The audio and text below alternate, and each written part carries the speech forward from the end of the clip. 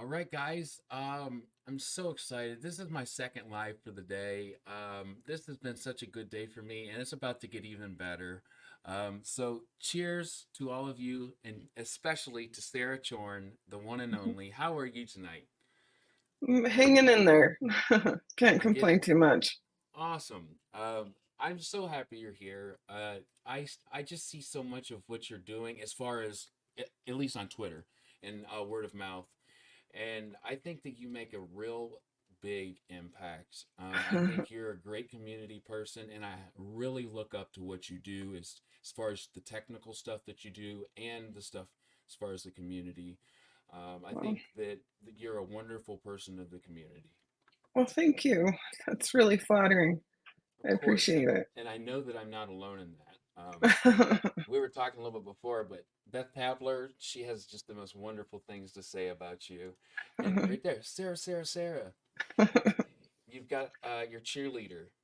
Yeah, everyone needs one. Absolutely. So, there's a couple different things that I know that you do that we'll talk about. The first of it is for a guy like me, I want to write.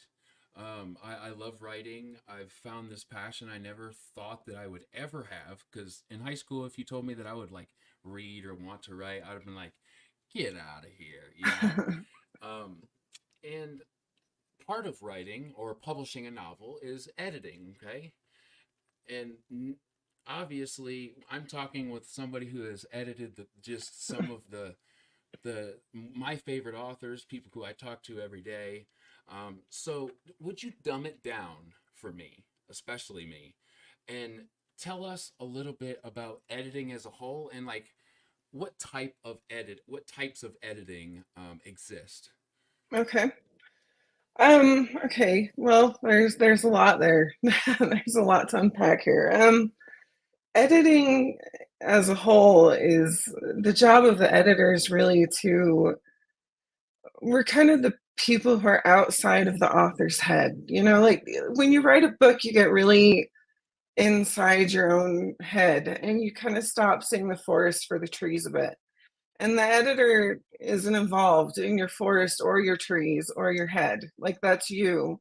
And we're over here. We can see it because we're not involved. And so we're kind of like the outside party who helps you see the stuff that you stop seeing in the writing process. And then we pick up pieces as you go. Like my plots are just gigantic messes. And in my head, I give them to my editor. I give my books to my editors, and I think this is amazing. This is the best thing I've ever written. This is fantastic. And my editor's like, there's a hole and this makes no sense and this whole chapter needs to go. And it's like, and I never would have seen it because I'm so in it that to me it makes perfect sense, but I need someone outside to get me to the point where I can make sense of, you know something that makes sense outside of my own head, which the book just isn't until that point. Sure. That makes a lot of sense to me because, as an individual, there's a lot of different things we could kind of compare to that. It's like even just dialogue between one person to another. I could be talking and know exactly what I'm talking about, and to the Yeah. other person, just could be like, dude, are you speaking another language? So, in other words, you're there to take away all bias as far as um, okay, I think this is great, right? And then you bring this technical craft in that you've honed over the years and give it structure. Is Am I kind of Yeah, touching? yeah, that's a lot of the developmental side. I, I tell my authors I invite my mother into my head when I edit developmentally because my mom is a wonderful woman, but she can't follow the plot of a movie to save her life. She can't. She never has been able to. She will never be able to. So she'll sit there and man, she'll try really hard for like 5 minutes, and then after that, it's who's that guy? What? Yeah. Why did he? Why? How did he get there? And so that's how I edit. I have this reel of my mother watching a movie going in my head. And that's how I go through your book developmentally. My mother asked questions about how did he get there? Wasn't he the bad guy? I thought they were over there. Why did they? And then I just leave the notes basically. But that's developmentally for me. That's a lot of it. It's just looking at the plot as a whole and making sure all the pieces of it fit together. And they don't just logically like they don't event A needs to lead to event B in a way that makes sense, not only on the surface, but underneath too. Like, if the character motivations don't line up to the end result, then nobody's going to believe that the scene actually happened. So, you have the surface level, but you also have to dig deeper and make sure the motivations, the things that boost the scene, that make it possible inside the book, are cohesive, that they make sense, that they're relevant. And then, just kind of it's like a puzzle. It's all there. You just kind of have to see how it fits. And sometimes this piece needs to move here and that piece up there. And that's yeah, that's a lot of the developmental side. So I like that you give them a window to kind. I like how you broke that down. You kind of this outside view, lining up event A to event B, and not just on the surface, but to make it an authentic or something that you can really believe, right, or trust as far as like your character's motivation. That sounds so cool.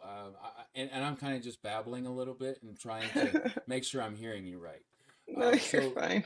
there's developmental editors. What other type of editors are there? Line editing, which is mostly looking at prose, how the sentences flow together, the words that are used, if they're used the most effectively.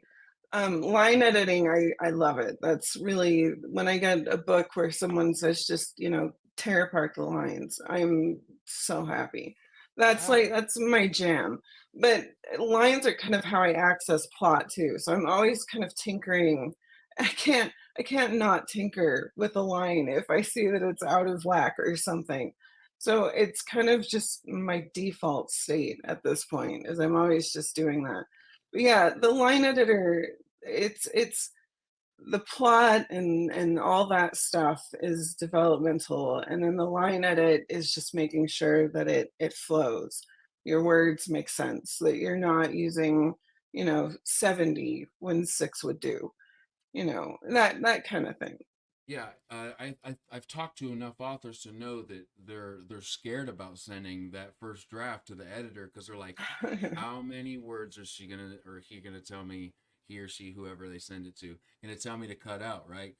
How many so yeah, how many words am I gonna have to cut? Because as I've heard this, not from experience, because I'm kind of doing this and like I'm in my process of doing this, but from what I've heard, it's like this is my baby, and I trust this person I'm sending it to, and Yeah, it may not always be like this bit of information, but it's trustworthy information that they're yeah. getting.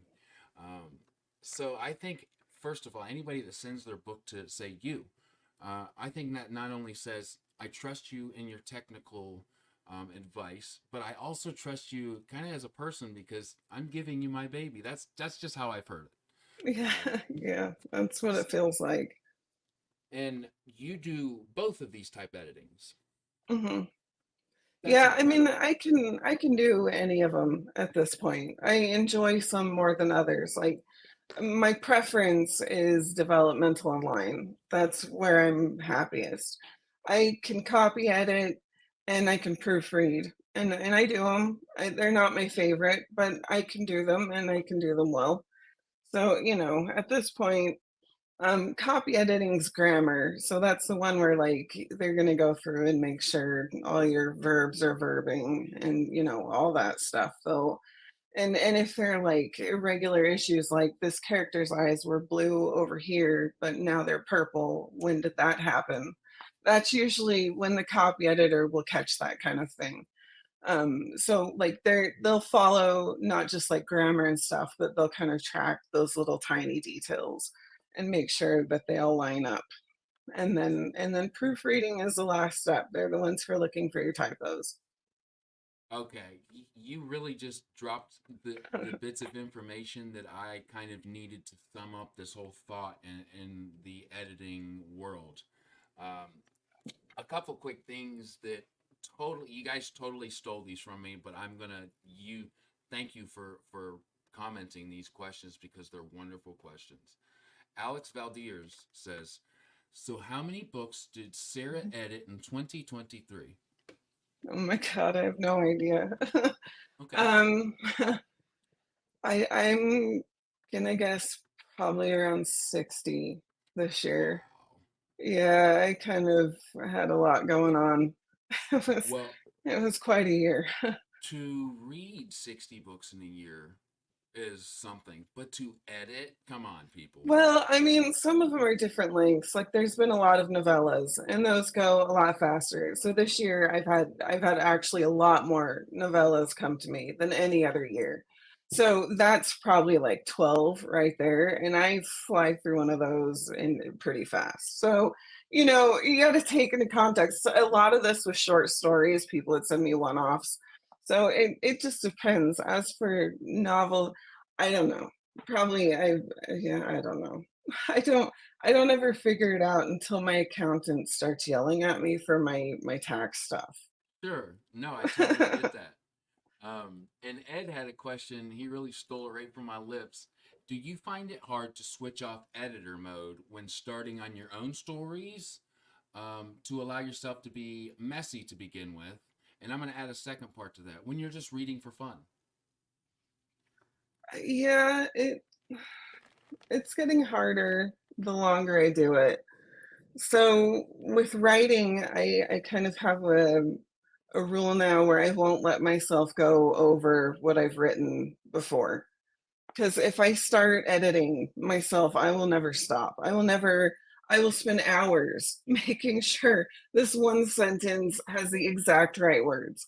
So I get really nitpicky with myself. So I have to just it's once and then I'm done.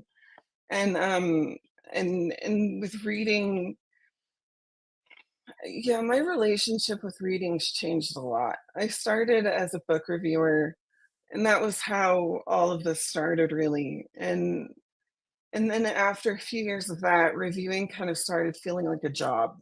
And I'd go to the library and I'd see all these books I wanted to read. And then I'd feel guilty for wanting to read them because I had all these arcs at home that I Mm. still needed to be read for people. And sorry, my mouth is super dry. I'm sorry. I kind of have Oh, a go do cold, your so thing. That's the beauty of doing live things. Anything can happen, even dry yeah, mouth people. well, no, I kind of have a cold, so I'm all hoarse and and I apologize. But No, anyway, you're good. um, I uh, I I started as a reviewer, and it kind of felt like a job. And about then, I was transitioning to editing, and now I really have to be in a specific mood to be able to read fantasy or science fiction for fun. Um, and it's kind of sad, but also I edit so much of it, I don't really feel like I'm missing much right now. So that's fine. Reading for fun for me now is mostly historical nonfiction. And that's kind of like I'm really reading a book on the year 1848 right now and how revolutionary it was. So I can kind of get really geeky about stuff, but that's my fun reading right now, I usually. love that you still have that though. Like, because in my mind, if I'm editing books, especially fantasy or science fiction, and I know I'm going to talk about some people I know that you've edited, who are just phenomenal authors, and that I love their stuff, and I would hate to one day not like their stuff. That you find this way to nerd out because that's important. Um, Well, I Book could Mama, never not be reading, so it always has to be something. that's awesome, and I'm so glad that you've stuck with that passion. And Book Mama 87, my wonderful other half, says, "Thank you for taking the time to still chat with us. The sickness is in our house. Hope you feel better soon." Yeah, yeah, We man, have this year's been rough. we have four little kids, and it's like for the last 2 months, like there has not been a day where there's no sickness just being transferred to Oh, one of the it's six of us. killing me. I'm always the first one to get it, and I have it the longest, and it's the worst, and yeah, it's annoying. Well, you're still sticking it out, so Yeah. that's awesome. Um, so that's super informational to me, and I know so many others because in my mind, these are type things that like I don't want to go into this process and then find out somewhere along the line, oh my gosh, I had no idea that this was part of that process. So finding out as much as I can, just pursuing that knowledge that I was telling you a little about before we started. Um, and you're aiding in that so much, just even this first 15 minutes. So, um, how long have you been doing the editing, or well, editing first? I'm about 7 years in now, like 7, 7.5-ish. So, That is yeah. so cool because I think to be 7 years deep in something as I wish repetitious is the good connotation word because I was gonna say tedious, and that just always comes out with a bad connotation. I wouldn't say tedious; I would say repetitious because I think just talking with you, you enjoy what you do, especially when you were talking about line editing. Yeah, oh Um, yeah, I love it. that's super cool, and I think that it takes somebody really special to do that. So that's awesome. And this I hope this question makes sense, but this is coming from somebody who's just now learning about the specifics of editing. Okay. After you edit a piece of work, say, I know for instance you've done Ryan Kyle's novels. Mhm. Uh, say he sends you a War and Ruin, and you do the editing, whether it's um, any of the developmental or line, right? And he takes your suggestions and your notes and he puts that into play. Uh, After these revisions are made, is that still something that you go back through these revisions and do again? Is that something that he would hire you to do as well? Yeah, I mean, some authors do. It really depends on the author. Most of them don't because I'm freelance and money doesn't grow on trees. And so no matter even if you're on the low end of like the editor pay spectrum, it's still an investment. And it's an investment in a time when, things are hard for a lot of people. So a lot of people and who wants to do this twice also? This is so much fun one time through. For Mm. most people it's enough. So, all of these are considerations. Most people don't come through me twice, like for a book, but I do have some that hire me to do it twice. I always leave the door open for all of my authors, so when they make changes, they can send sections back to me, and I'll read them again.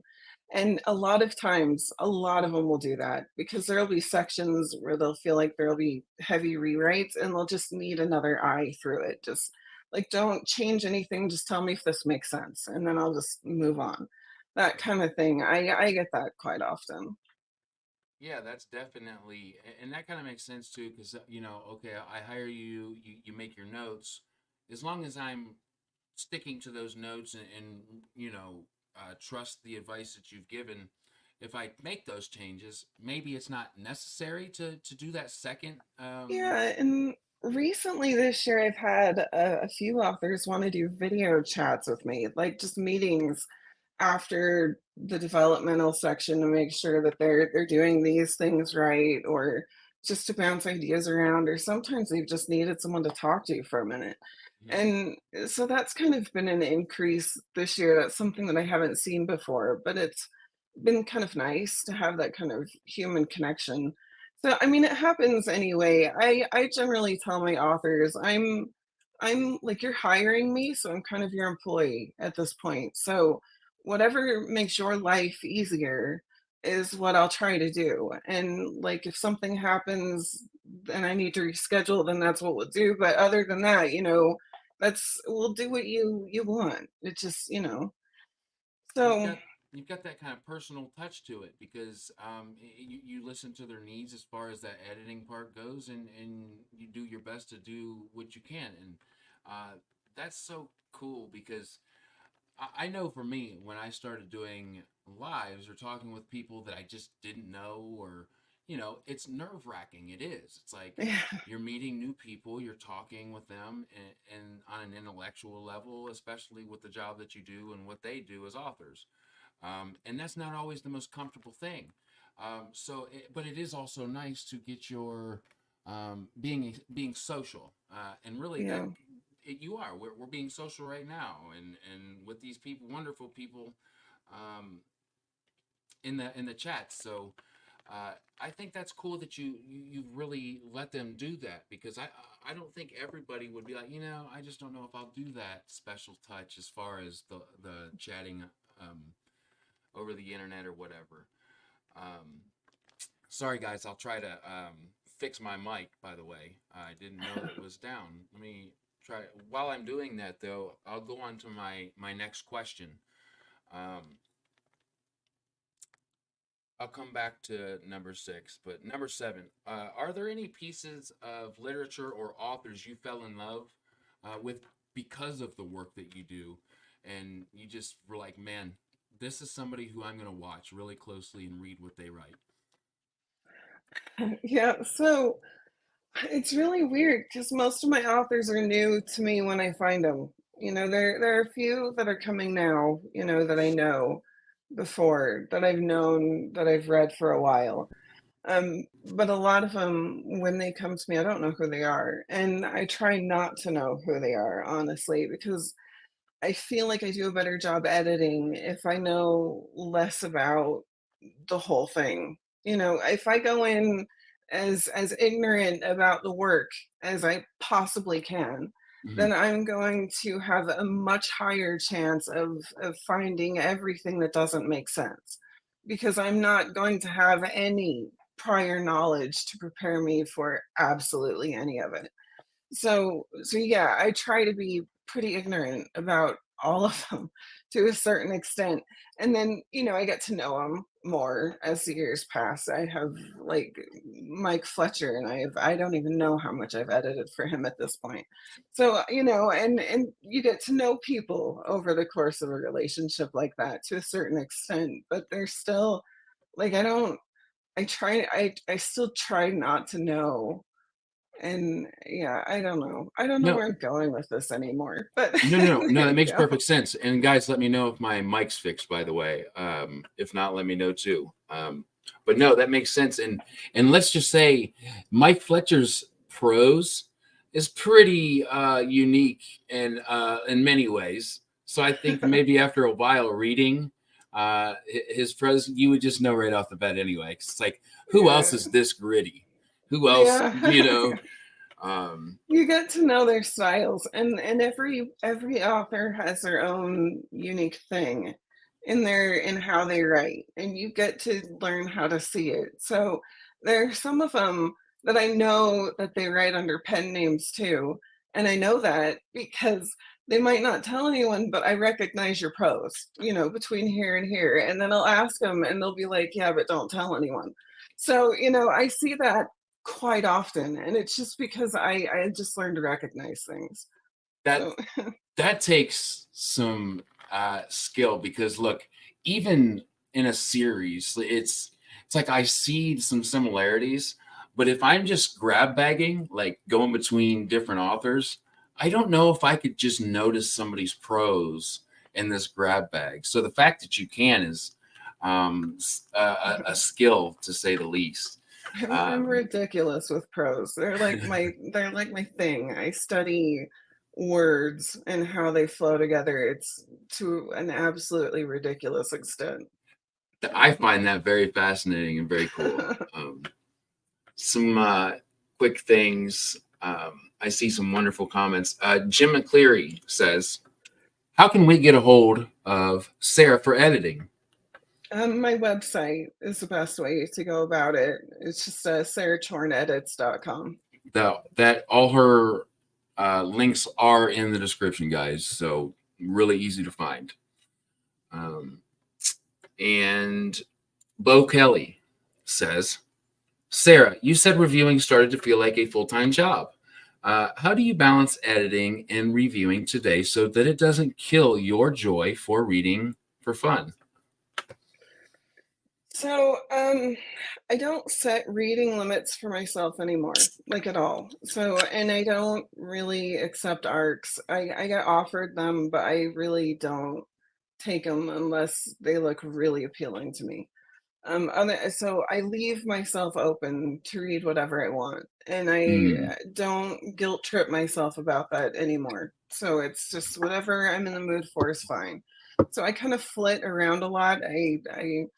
I'm kind of it's hard for me to settle into a book anymore just because I read for 9 hours a day already. So I kind mm, of, get 15 pages of this one and then I'll go to the next one and then I'll kind of drift back and forth a lot. And so it takes me quite a while to finish something because I am kind of but as long as I keep those things in mind and I just, I'm okay with it and I stop kind of making reading a contest against myself, which I think was a lot of what I was doing before, it doesn't bug me. And I just review based on when I have time to at this point, mm, which isn't often anymore. I get really, really busy and there recently have been very few times when I felt like there's nothing I should be doing right now that's editing, that would leave me time to write a review.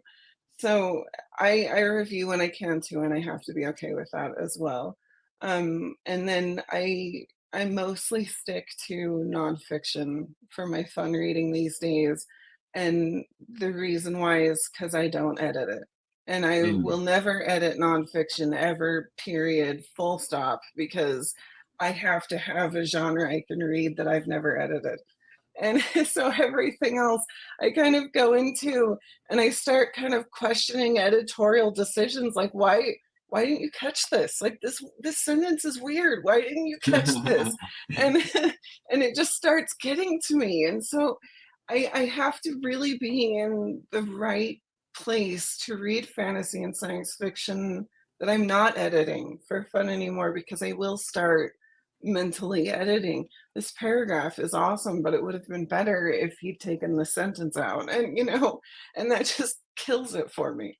Now, there's definitely a bunch of technical parts of editing, line structure, verbs, and stuff that I still am researching myself. I'm very ignorant as far as like the definitions to all this and finding out more by the day. But is there a subjective part to editing as well? Mhm. Okay, that Yeah, everyone writes in their own way. And I teach classes about this sometimes at local like writing conventions and seminars and stuff. And I really beat the drum for the people when they come to these things that never, ever, ever let anyone change your own voice. Like that's your voice. Like we already have a Brandon Sanderson, and we've already got Joe Abercrombie, and we've already got N.K. Jemisin. We've got them. They're doing it, and they're doing fine. We don't have you though. We don't have mm, you yet. That's not who we have. We don't have you. And so that part of what makes you and your work so damn amazing is that it's yours and you should never let an editor go in there and change your voice. And so yeah, there's a very subjective element to it, and how you approach that really depends. Like I can railroad all of my authors and say this sentence sucks, do it this way, period. And that could be a way I could approach it. I don't think I would last very long as an editor because that's not how it works. Like, I have to be able to see that's their style, this is their voice, and I need to bend to fit that. And that's part of the whole editing process. It's not changing the author, and it's not changing what's there, and it's not changing your voice. It's making it better. And your editor needs to be able to do that. And rant. I'm sorry.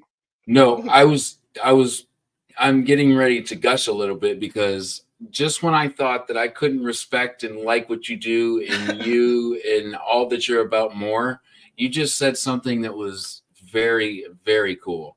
I wow, I look up to that highly. I think that the fact that you're not like, okay, I know what I'm talking about, and you maybe don't, and this is the way you're not changing their voice, and I'm sure that that is riding such a fine line with the way that you work. That you've had to kind of hone that skill over time to allow an author to have their voice, and every one of them be different, as well as giving criticism.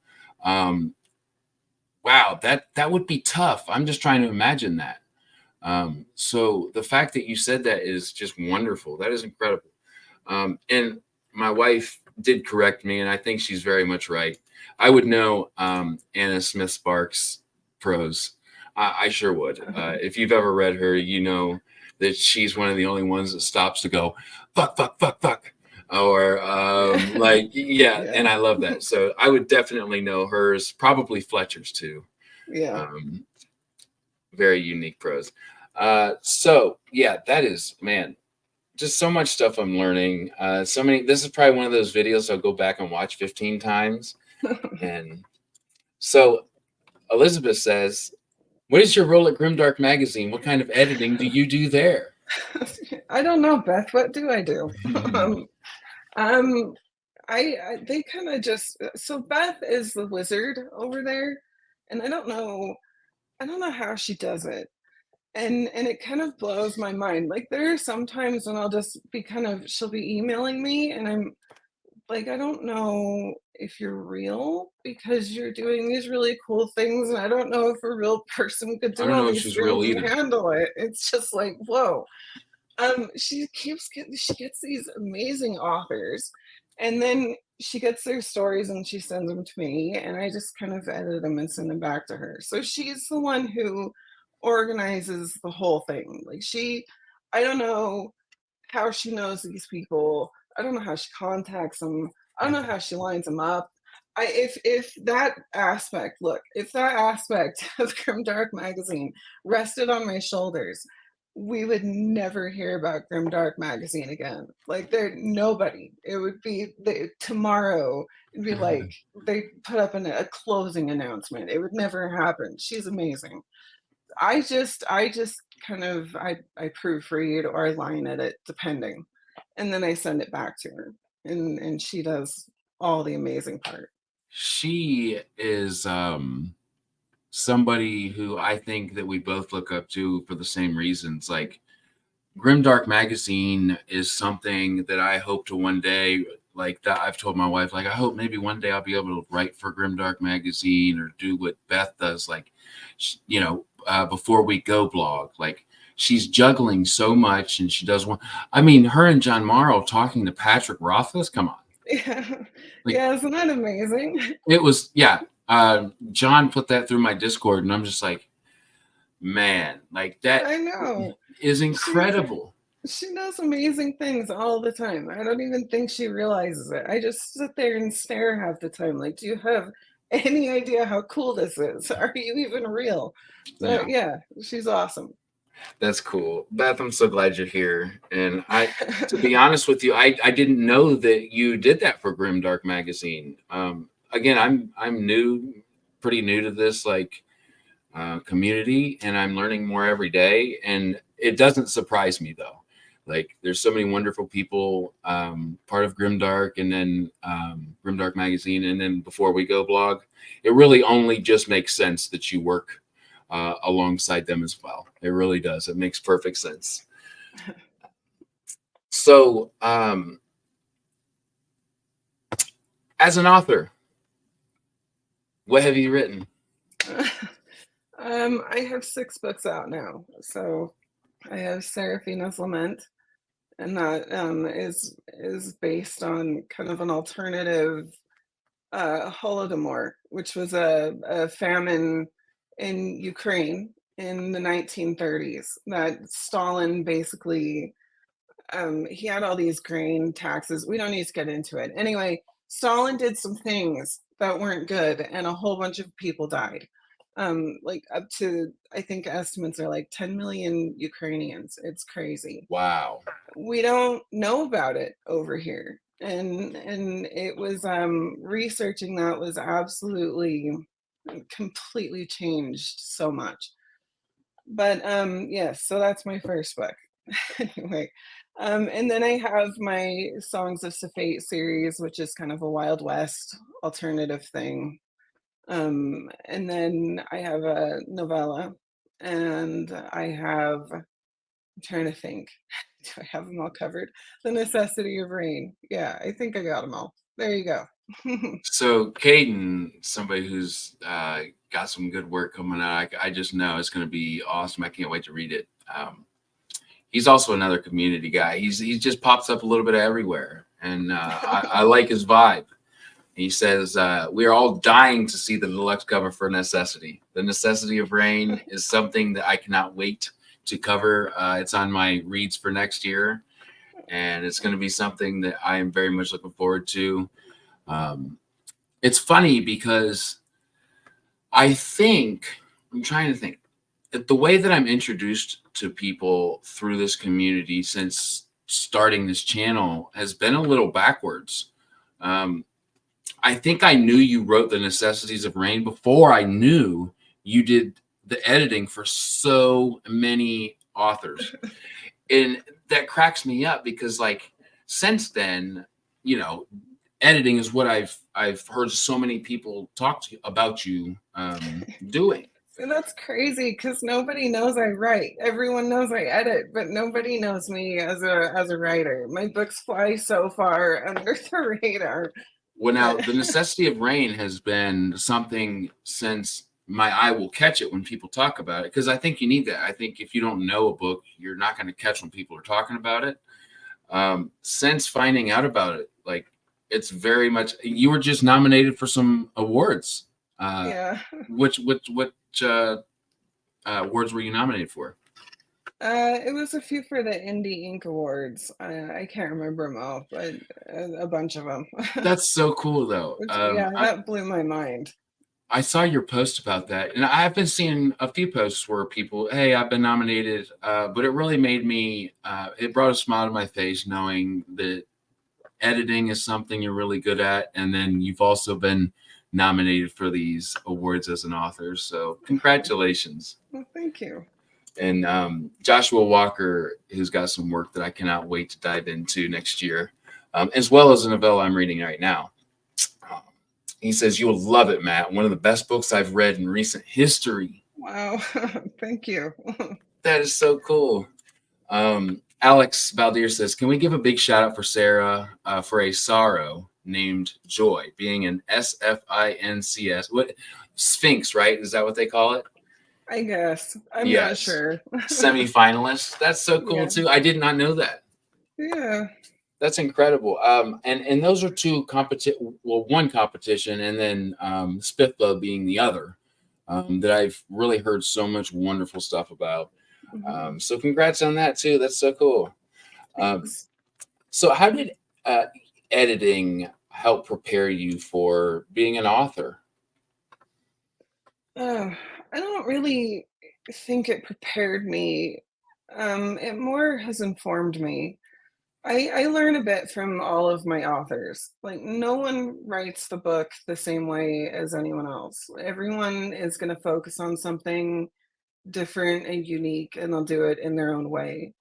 And how they approach that, it's interesting to me because it's just unique by person, and it can change from book to book too. Like an author's style completely can change over the course of their career authoring, and that fascinates me, but I learn a lot from it. And so I think that's the element that has taught me a lot. And in a lot of ways, all of my authors teach me how to write, and all of my books and the execution of them and the way I tell stories, it changes so much from book to book just because of the new things I'm learning about the craft of writing all the time.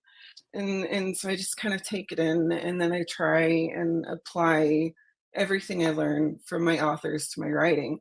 And so in my life, it's kind of a system that feeds itself.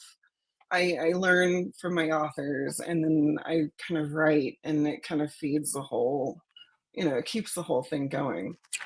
That makes sense. And in my mind, like I totally knew what I was expecting as far as this answer, but it was much more technical, which you're giving a very subjective, um, well, maybe not very subjective, but like you see this prose, so many different proses. Is that the plural for that?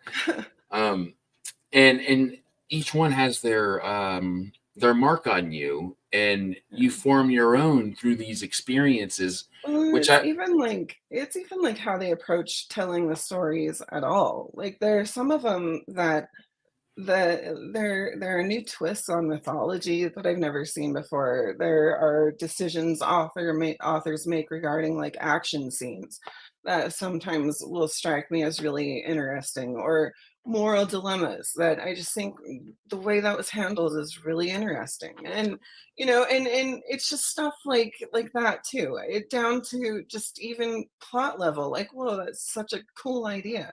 And a lot of that, like my my a lot of the reason why The Necessity of Rain has some really weird world building, Mhm. and it's kind of like not even world building. It's really weird. And and a lot of the reason I decided to go that weird was because a lot of my authors are really pushing world building boundaries. And they when I was writing that book, I was saying all the stuff my authors are doing in that regard. And I thought, why can't I just be weird?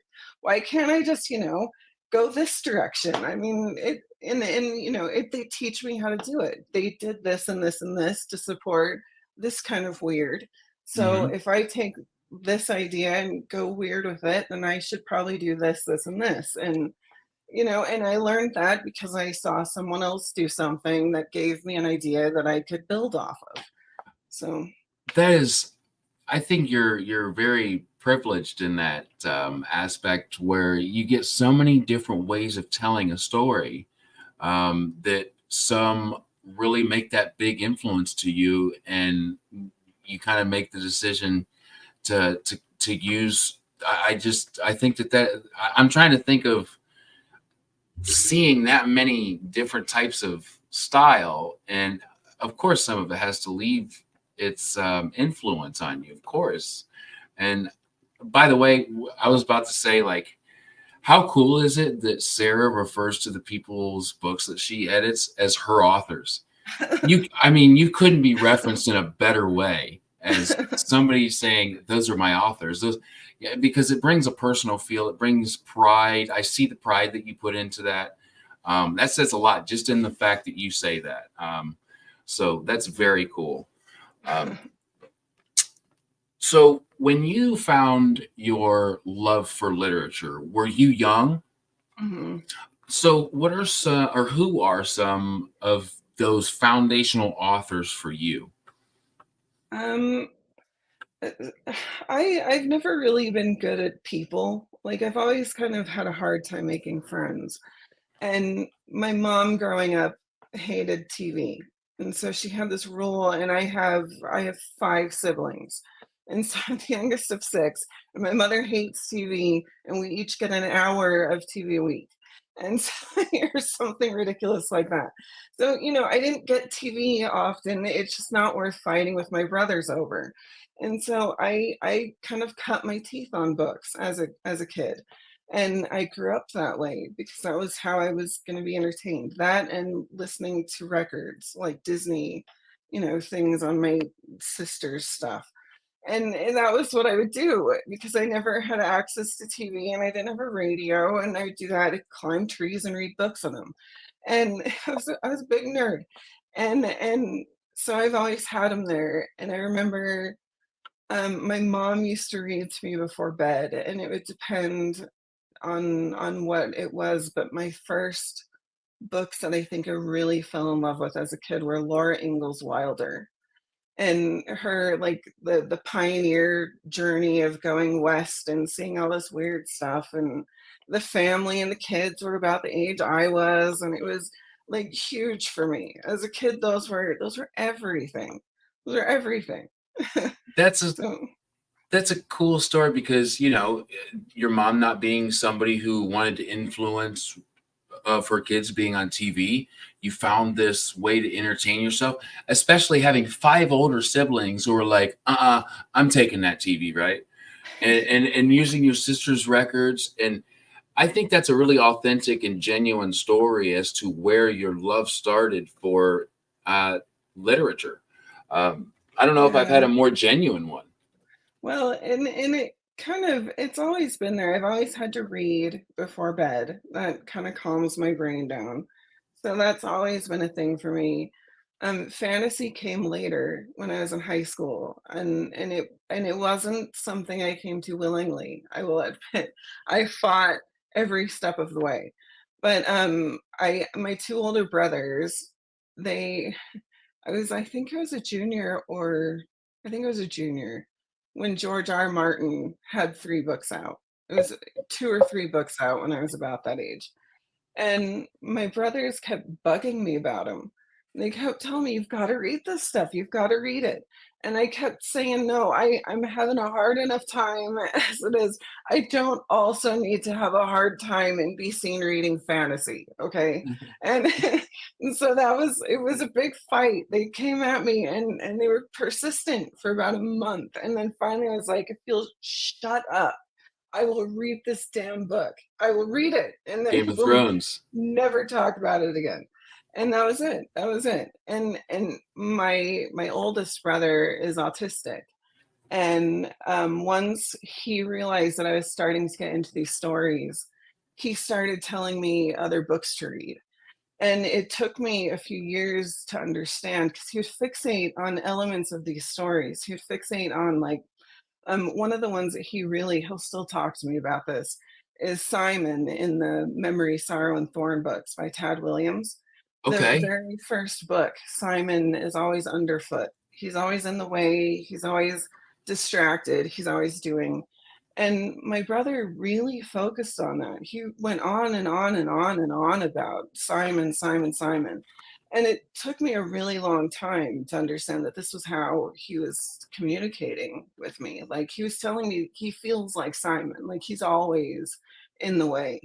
And so I I kind of honestly came into fantasy through the lens of my brother's autism because that was the language where we started being able to communicate. He started to hand me books, and I would know based on whatever he was fixating on that this was what he was feeling right now.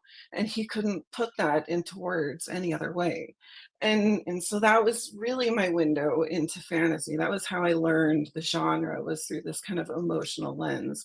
And I think it's flowed. It is definitely flowed into how I approach writing stories. But it also very much has impacted how I interpret like the genre and the books I like and how I edit and the things I look for as I go Mm. through things. So There is so much there that I really look up to. I think having that relationship with your brother and kind of finding that that's your language to really connect with him, but taking the time to do so is very very cool. Uh, thanks. Absolutely.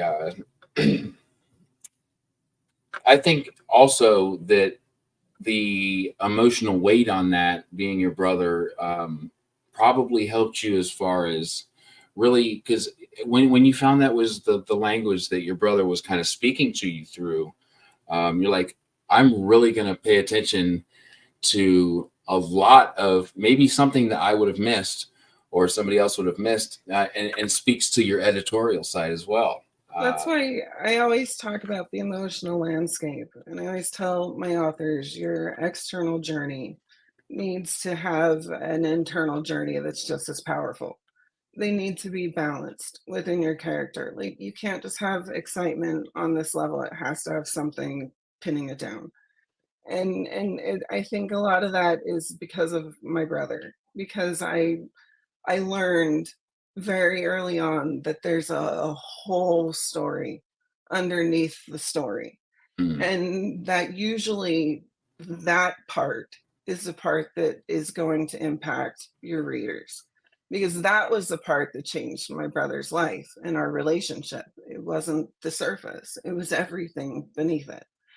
Mm. So yeah, it definitely, that it has definitely impacted how I approach editing and storytelling and even the kinds of things I like to read.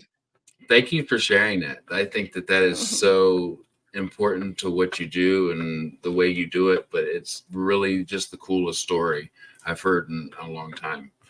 Um, what is a piece of editorial advice that you would give a new writer that is publishing their first book? um, I think I think my biggest advice is to take your time. And it's not just with like writing and editing, but just in general, because after you publish your first book, you're always going to have pressure for your next one. So, really, the only time that you're not going to feel that pressure to constantly have something going is before your first book drops. And you're not going to really realize how nice that cushion was until you don't have it anymore. And so it's like really exciting to publish your book, but my advice is always to just like take a breath and slow down a bit, because this is the only time you're not going to be feeling that pressure to perform. And sometimes it can really get to authors, like the pressure to perform. It can be a really big deal. I talk to people about it all the time. And then you'll get the time to put out a book that is as tight and cohesive and, with such a strong core, and the whole thing, it'll be exactly how you want it to be. So yeah, with my new authors, it's I see a lot of rushing, and I always kind of feel like saying, okay, but just, slow down a little bit and just like appreciate where you're at, because it's gonna be gone in a minute. And then you'll look back and you'll be like, man, I should have really enjoyed that a little bit more. And there's a whole process here. We're all fixated on the ending, but the journey is also worth experiencing. Look, guys, I knew some wisdom was going to be dropped tonight, but not on this level, man. I really love that answer. There's been many times I've heard a rendition of what you just said, but I want to speak on two of them, and I'm sure we've all heard the names. When I chatted with Ryan Cahill and when I chatted with LL McRae, they talked about before I was a writer, I had this job and then I would write when I could. And now that is what puts food on my tables, especially Ryan. I seen it in his face when he was talking about it. He's just like, the pressure to put that next book out is immense. And Yeah, and the more popular you are, the harder it gets. And so like this year I started editing for some authors who have been on like New York Times lists and stuff. And it's just been like it's been a whole other experience to see like the pressure concerns that come from that level. And it's really exciting, and I'm happy for him, but on the other hand, I'm like, I don't know if I've got the constitution for something like that. That's like an intense amount of pressure. And I admire them all so much, because it's hard. It's really yeah, hard. It's that's got to really be. hard. It's got to Yeah. be. I know the effect that Ryan and both LL McRae have in this community, and I could see how you have those fans that are just like, oh my gosh, I can't wait for the next. What's next? Everybody wants that new shiny thing, right? Mhm. And I can see how taking that to heart would become this monkey on your back that may push you to kind of losing that drive, or like the organic feeling that you had, like man, I was when I first was had no pressure to write. I just loved doing it. I was inspired, and now it comes with a little bit of what am I worth? Like, as far as my performance. And I'm glad you covered that because I think that's a It's big piece. There's a similar thing with editing for me because editing is my income. It pays for, like, my husband has certain stuff, but I do 50% of the load now. And and and it's a certain amount of pressure that comes with that, but it also changes your relationship with what you're doing because it's no longer for fun anymore. Like, this isn't something I'm doing as a hobby or a part-time thing to this literally puts food on the table. Like, we would not eat food unless I bought it with this income because Mm, that's what my bills cover. That's my portion of what we do. And it does, it changes your relationship with what you're doing, and so it's like, it's still something I do for fun. I do this because I love it, and that's not going to change, but it's something that has a whole other tone to it now because so much is riding on it, if that makes mm. sense. Like, it's not Oh just, my. yeah, it's not just a hobby, like, it's something else now. It's an actual it's an actual, like, career thing that a huge thing would be impacted if it went, and it just changes the whole dynamic of what you're doing. You put it really well. The relationship you have with what you're doing. Yeah, That's puts it so well. I love that because at the same time, you love to do this, but at the same time, also, if I don't do enough of this, there's that part. There's this that there's a reality part to it now yeah, that this is what you're doing for an income. yeah, exactly. Thank you for sharing that. I think that's a very real part of really all the parts of publishing a novel, because those are all real careers that people have. There's parts in everybody's novel, such as editing, cover artists. Um, I, I hope to have like somebody like Felix Ortiz when he's not so. I know he's a busy man when he's not so busy, and of course you're busy as well. But I'm just saying, if I haven't talked to an illustrator before, so I feel Yeah, like they would have a similar feel. Like, man, I started this as a hobby, and now this is what puts food in my kid's mouth or puts shoes on their feet.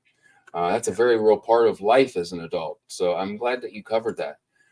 Man, thank you, Andrew, The Fool's Tale. Wonderful booktuber, wonderful author. Man, thank you for being here. Journey before destination. I love that. I wish I'd taken that more to heart while writing my debut. I think it's good advice, man. I agree with you. Uh, Wonderful. Another wonderful indie author. Um, Finally catching one live. And man, I'm so glad you're here. Another person on my 2024 list of reads and reviews that I'm doing is I had a newborn this year, Mm, and I kind of felt like you were saying you get these people's books in the mail or and they're kind of waiting your review, and you start to feel really bad when you don't read fast. yeah. And I have not been able to read fast this year. Not at It's not all. gonna happen with a newborn. It's Yeah. not, yeah, it's not in your cards. So this upcoming year, there's no more newborns being had in the Sorensen family. That has come to a lovely, but I love all my kids, and four is just You're enough. good. Yeah, no more newborns. So the pace of my reading will be slowly going up. So that's a wonderful thing. Yeah. Caden, I think that's absolutely the same way I feel. I love all this, such great insights. And Daniel Maidman says, "Oh man, I have one kid, never a rush. I understand." No, and that's another thing. This community has been just amazing. No matter really what your situation, I just see so much support and kind of everybody rooting for one another. So, no, it's never felt like that to me. Never felt like anybody's ever rushed me. It was always that personal, man, I'm trying to beat myself Yeah. up type thing. Yeah, that's Um, that's where I have the biggest issue. It's always me against myself. right. It's, I find that to be, I think as a human, which of course we all are, we find our biggest critics in ourselves, right? Yeah. Um, So, what is next for you as an editor and as an author? Um, as an editor, I'm just keeping on, I like just, that. doing what I do. And as an author, I have 2 books in the works right now. So I'm hoping I'll have 1 or 2 of them ready sometime next year, depending. Awesome. So, It's yeah. it's always cool to find out the people who I'm most anxious to see the work from are being or have that ambitious side to them and are working on other things as well. So that's super I've super gotta cool. have somewhere to put this mess in my head or I'll just lose it. So We all have that thing that kind of like that helps us kind of speak what's in here, and whether it's on paper and music or art, mhm. whatever it is, I think we all kind of need that. And if we don't have that in our lives, we make a I went crazy a little bit. I Yeah. put my energy into things that were really bad, right? And um I think literature is something I needed a long time ago. um so who are a couple people I should chat with in the future? Oh gosh. I don't know who you've chatted with. That's the I chat with a issue. lot of people, but I would have them back. I'm going to have them all back anyway, but I would just love to know your personal opinion. Oh gosh, I don't know. I always say Mike Fletcher. He's just fun. He He's is. always really fun to talk to. I don't know. ML Spencer is always good. Oh, there we go. Yeah, she has some really her book Dragon Mage is still one of my favorites, and it's really good. I'll tell you, when I find that special way to get a hold of her, I'll have her on the channel. Oh yeah, I can hook you up. I There we she's go. yeah. So there you go. I edit for her, so I can hook you up. So I I know love that. people. Uh, I know you do. Oh man. So when I first saw that cover, I said, "Ooh, that's going to be something special." And then I started seeing stuff everywhere. And one of my favorite qualities in a book isn't always the cover, because there's bad covers and I loved the book, and there's great covers and I didn't like it. But usually a nice chunker. It's yeah, like, "Oh, we're going to get some real deep stuff in this book, or some fun I world really liked building." that one. From I edited a little bit of book two as well at this point, and it's really good. I'm very excited to see more. Awesome. Well, that's really cool to know. And yeah, absolutely. I'll be messaging you because I think she would give a lot of wonderful knowledge. Um, Elizabeth says also has the January issue coming out. I'm guessing you did some editing for. Yeah, the Grim Dark magazine. It's got some killer stories in this one coming up, like really, really good.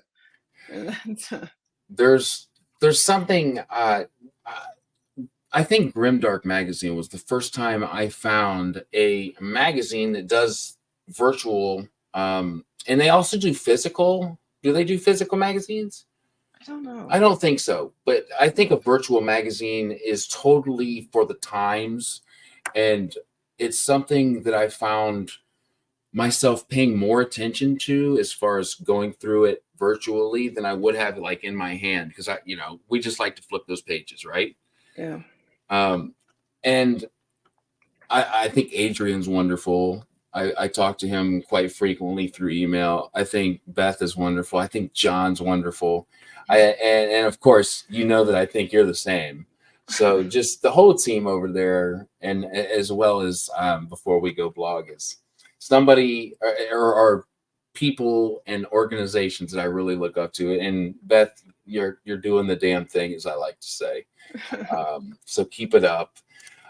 Jim McCleary, man, by the way, Jim, I've really enjoyed your conversation over the last however many lives you've been a part of. You've really contributed in a wonderful way. So thank you. I wanted to let you know that my wife makes clothing and she's a graphic designer and stuff like that. And he had a really good idea for a shirt. It's in the making, Jim, and I'm going to send you one when it's done. Um, and Elizabeth Tabler says, no, only when the stories go in the large. Okay, that makes sense. Um, so, will you let everybody know your social links in which you're active and where your books are sold? You can find them on Amazon for my books, and then I'm available pretty much anywhere if you look up my name or Bookworm Blues. Cool. That's yeah. I've like I said, I've got those links as well. I just want to make sure I covered them in the description. Um, I'm at the part where I just wanted to say, Sarah, thank you so much for letting me borrow your wonderful, beautiful mind, giving me your time, telling me about what you do, what inspired you to do that thing, and just dropping some knowledge on these people, including Oh, myself. well, thanks for having me. I appreciate it. Of course. And for you guys that were in the live chat and who watched the live, thank you so much. For you guys who watch in the future, thank you as well. Um, Trying to think of, let me look here real quick, because I'm the kind of person who, like, if I talk with somebody tomorrow, I will blank it out and forget your name and absolutely do that type thing. I believe my next chat is on the 27th, because tomorrow's Christmas Eve and that fun stuff. Um, on the 27th with Matt on Books. He's a wonderful booktuber from the UK. So that'll be the next one. I'll let you know what time on Twitter. And until next time, guys, thank you so much. And again, Sarah, thank you. Yeah, thanks for having me. All right, guys, we'll see you next time.